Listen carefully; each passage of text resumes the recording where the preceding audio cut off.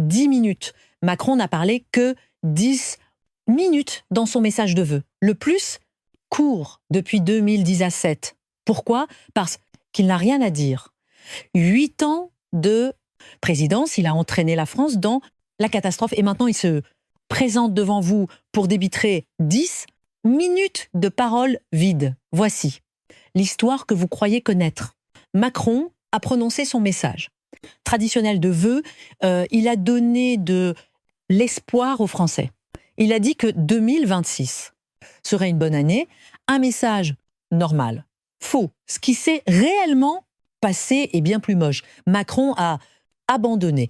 Selon les mots de Marine Tondelier, leader des Verts, le président semble lui-même avoir lâché l'affaire. Toute l'opposition s'est unie gauche, droite, centre, extrême droite. Tous disent la même chose. Macron doit partir et le message d'hier soir en est la preuve.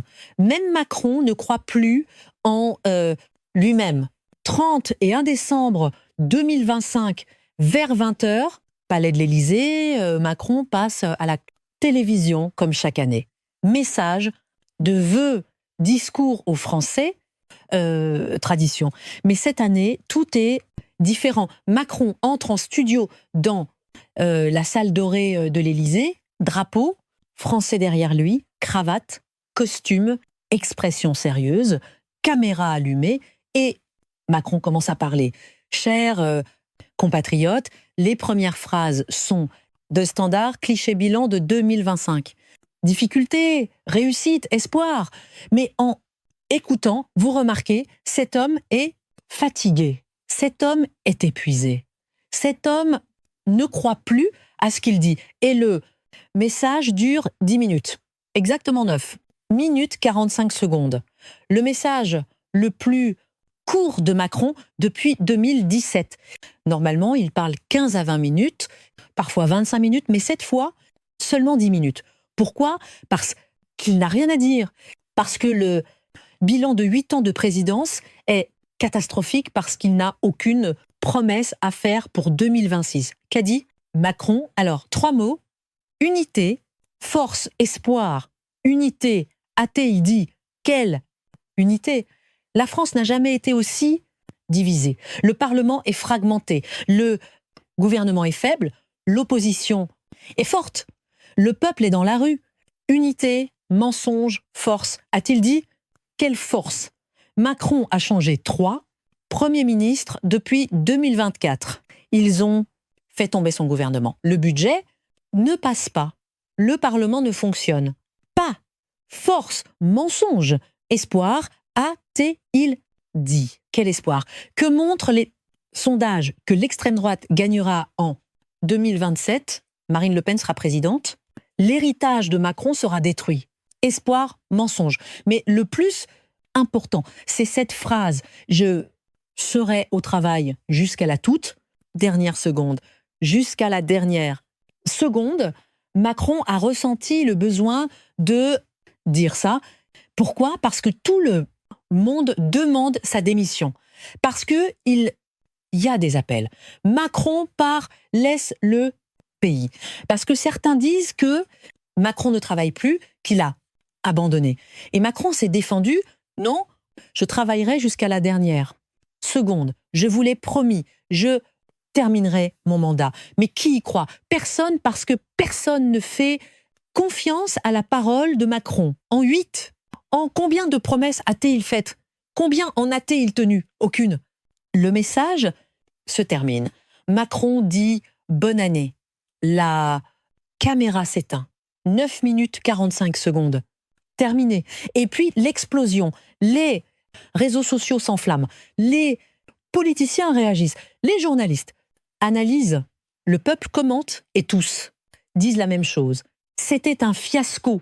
La première réaction vient de Marine Tondelier, leader du Parti écologiste, candidate à la présidentielle 2027. Elle tweet dès la fin du message « On peine à trouver les mots suite à cette allocution où le président semble lui-même avoir lâché l'affaire. Notre pays tient vraiment pour qui se déplace régulièrement partout en France. La réalité est pourtant tout autre. Non, Monsieur le Président, ça ne tient pas. Des mots forts, attaque directe, Tondelier a contredit Macron en face. Le pays tient, a dit Macron. Non, il ne tient pas, a dit Tondelier. Et qui a raison?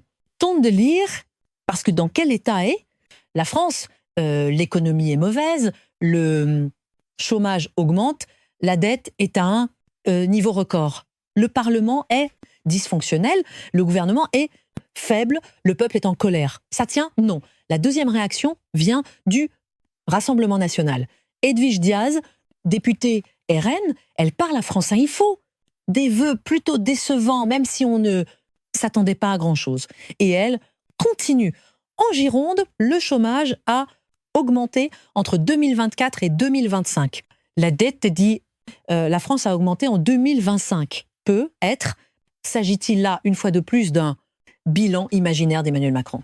Bilan imaginaire, définition parfaite, parce que Macron est déconnecté de la réalité. Il vit dans son propre monde, dans le palais doré de l'Élysée, dans le luxe. Et quand il regarde dehors, il voit que tout va bien. Mais que vivent les vrais Français? Des difficultés. En Gironde, les travailleurs perdent leur emploi. À Paris, les familles ne peuvent pas payer leur loyer. À Lyon, les jeunes ne voient pas d'avenir, mais Macron s'en fiche. La troisième réaction vient d'Alexiotti, leader de l'Union des, droite républicaine, ancien membre LR, maintenant indépendant. Il tweet une nouvelle fois ce soir, Emmanuel Macron a enfoncé des portes ouvertes en enchaînant les lieux communs et les banalités convenues. Le seul vœu que l'on puisse adresser à la France, c'est son départ pour engager le redressement national. Le seul vœu, le départ de Macron, c'est 6 francs. S'il demande le départ de Macron publiquement, ouvertement, et personne n'est choqué, parce que tout le monde pense la même chose. La quatrième réaction vient de Bruno Retailleau, leader des Républicains, ancien ministre de l'Intérieur. Il a travaillé dans le gouvernement Macron, mais maintenant il critique, il tweet.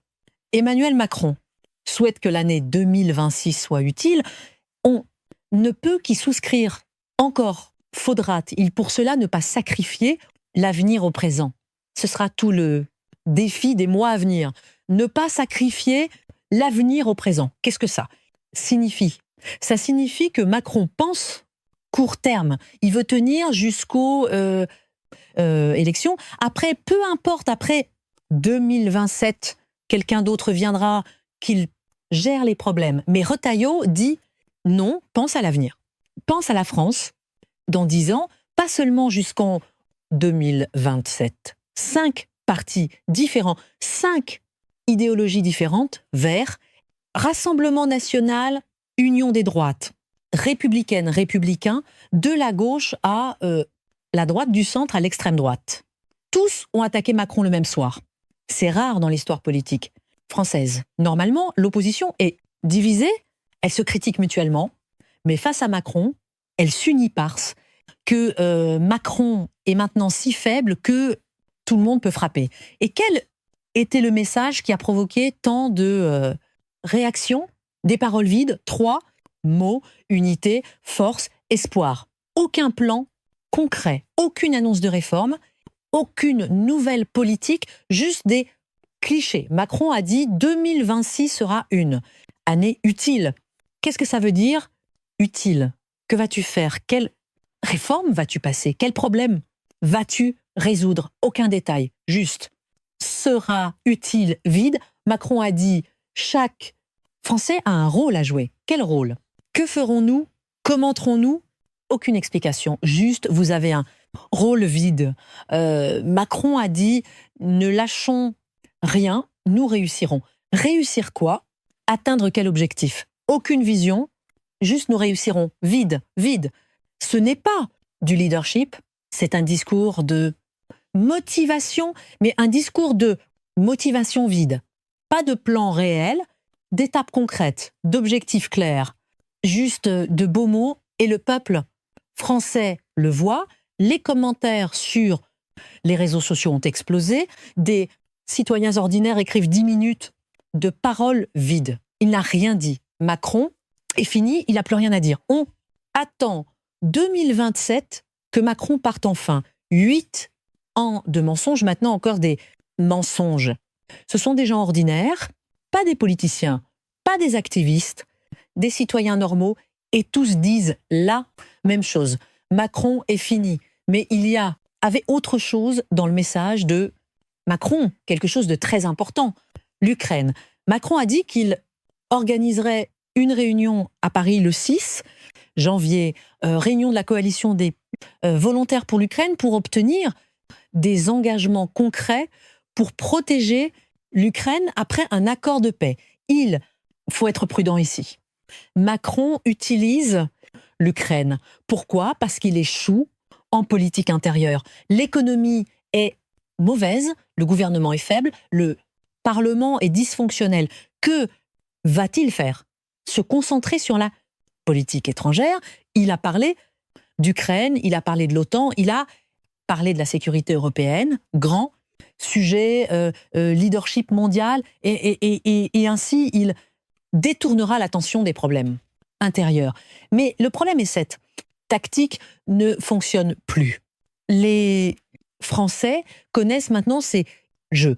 Quand Macron parle de politique étrangère, ils disent, encore une fois, il utilise l'Ukraine comme excuse, il ne peut pas résoudre les problèmes à l'intérieur. Alors, il joue le rôle de leader à l'extérieur. Et ils ont raison. Parce que l'Ukraine est importante, bien sûr, mais les problèmes intérieurs de la France sont aussi importants. Le chômage, la pauvreté, la dette, la santé, l'éducation, c'est important aussi. Mais Macron n'en a pas parlé dans son message de 10 minutes, pas une seule phrase, une autre chose. Macron a parlé du budget, il a dit, dès les premières semaines de l'année, le gouvernement et le Parlement devront parvenir à un accord, doter la nation d'un budget, le NUSE, budget, le problème chronique de la France. Fin 2025, ils ont adopté une loi de budget d'urgence pour maintenir le gouvernement à flot. Mais il n'y a pas de budget permanent. Et que se passera-t-il en 2026? On ne sait pas. Macron dit le gouvernement et le Parlement doivent s'entendre. Mais comment vont-ils s'entendre? Le Parlement est divisé. Il y a 3 blocs, gauche, centre, droite. Aucun n'a la majorité. Comment vont-ils s'entendre? Macron ne répond pas. Il dit juste ils doivent s'entendre. Alors toi, que vas-tu faire en tant que président? Comment vas-tu diriger? Silence, aucun plan. Voilà le vrai problème de Macron. Il ne dirige plus, il observe seulement. Le Parlement se dispute, Macron regarde, le gouvernement est faible. Macron ne soutient pas. Le pays va vers la crise. Macron ne produit pas de solution. Et dans son message de vœux, c'était évident, Macron est maintenant un président passif, pas actif. Il est juste assis dans son fauteuil. Il attend 2027 que son mandat se termine, qu'il parte.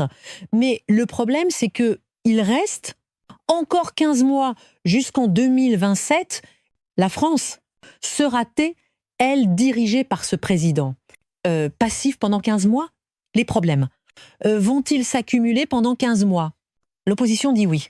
Macron ne peut plus diriger le pays. Soit il démissionne, soit le Parlement organise des élections anticipées. Mais Macron refuse les deux. Pourquoi? À cause de l'ego. Macron ne veut passer à l'histoire comme le président qui n'a pas terminé ses 5 ans. Il préfère passer comme le président qui a terminé son mandat en période difficile, mais quelle sera la réalité? Le président passif qui a entraîné la France dans la crise.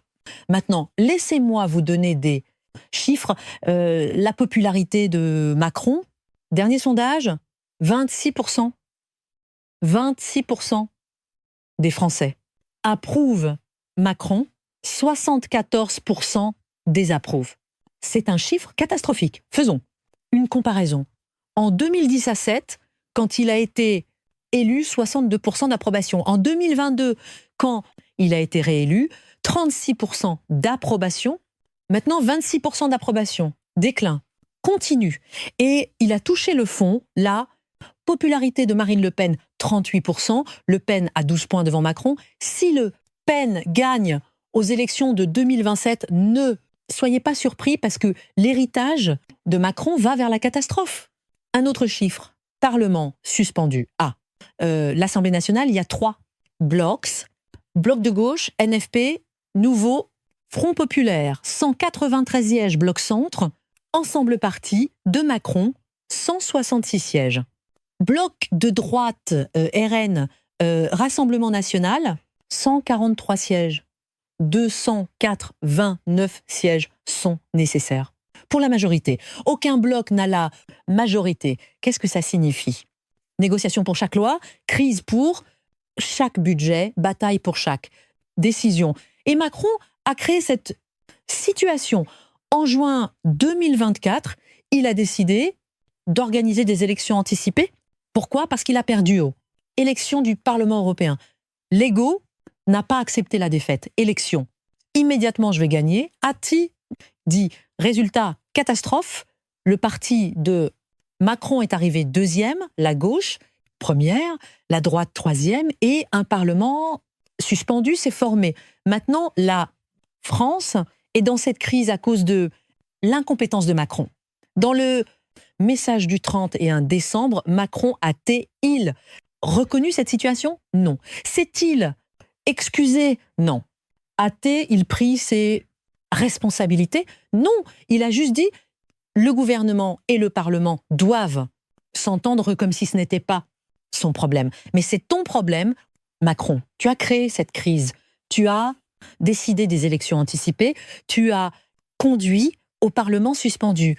Tu dois prendre tes responsabilités. Autre point, Macron a insisté contre le racisme et l'antisémitisme dans son message. Un bon message. Mais pourquoi maintenant? Pourquoi dans le message de veut? Parce que Macron combat l'extrême. Droite, Le Pen et le RN montent.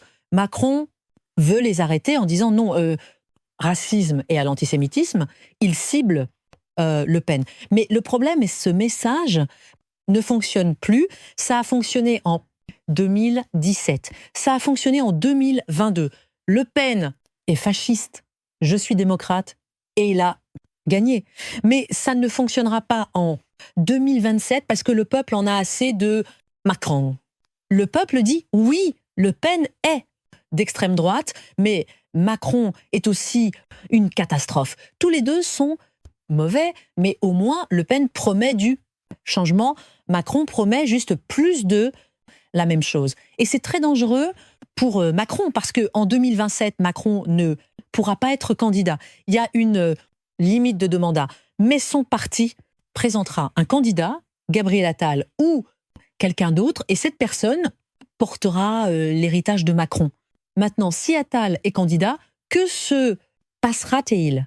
Le peuple le regardera, dira l'homme de Macron. En 8 ans, qu'a fait Macron? Rien. Attal sera pareil et ne votera pas. Macron ne coule pas. Seulement lui-même, mais aussi son parti. En 2027, Ensemble perdra probablement. Le Pen gagnera et la France aura pour la première fois un président d'extrême droite qui est responsable, Macron. Parce que pendant 8 ans, Macron s'est déconnecté du peuple. Il a travaillé avec les élites, il a servi les riches, il a fait des réformes, mais pas pour le peuple, pour les entreprises. Souvenez-vous du mouvement des Gilets jaunes 2018 à 2019. Le peuple est descendu dans la rue. Ils ont crié justice, égalité, droit. Qu'a fait Macron? Il a envoyé la police, il a utilisé des gaz lacrymogènes. Des centaines de personnes ont été blessées, certaines ont perdu un œil.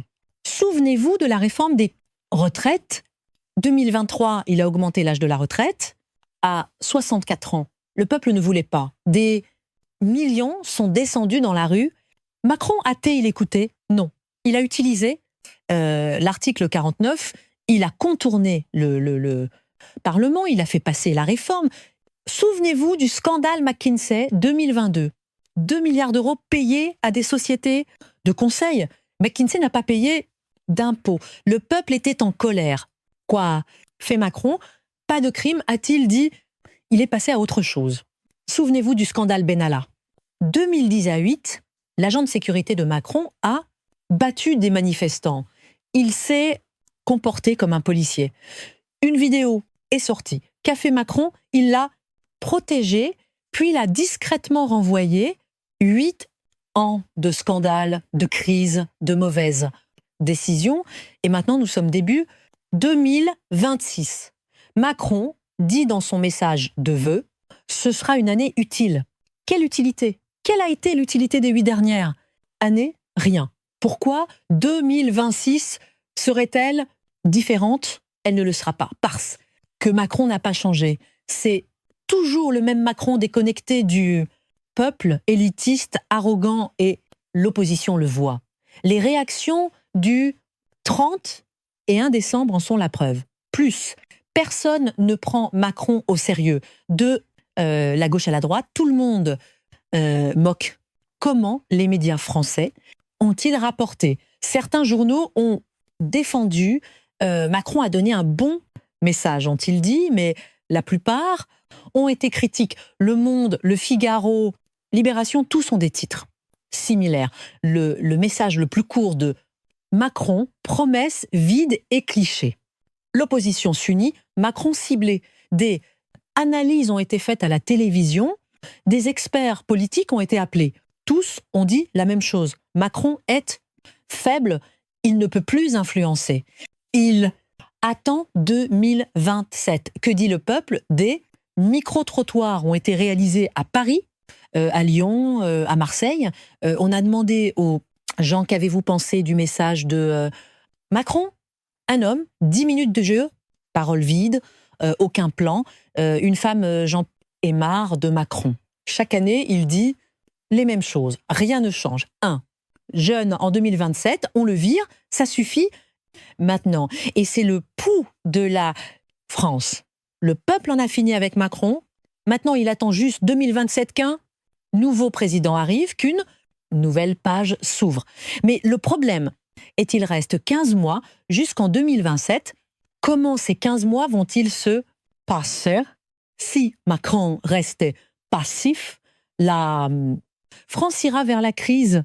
Si le Parlement ne fonctionne pas, si les lois ne passent pas, si les réformes ne sont pas faites, l'économie se détériorera, le chômage augmentera, la dette grossira, les investissements s'arrêteront, les entreprises partiront, le peuple s'appauvrira.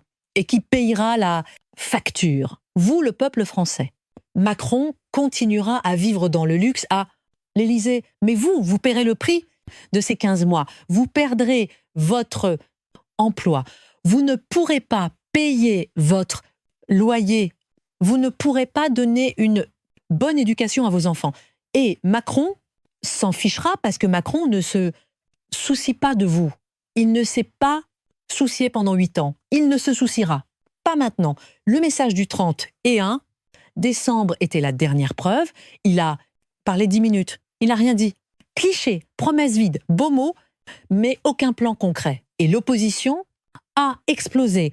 Tous les partis se sont unis. Ils ont attaqué Macron et ils ont raison.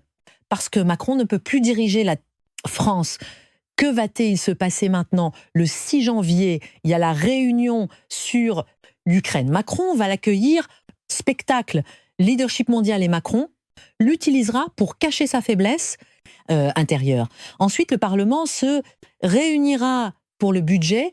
Les batailles commenceront. Le gouvernement étant faible, l'accord sera difficile. Peut être une nouvelle crise, peut être un nouveau changement de Premier ministre. Qui sait? Et Macron, il sera assis à l'Élysée à regarder, il ne dirigera pas, il ne produira pas de solution. Il attendra juste que 2027 arrive.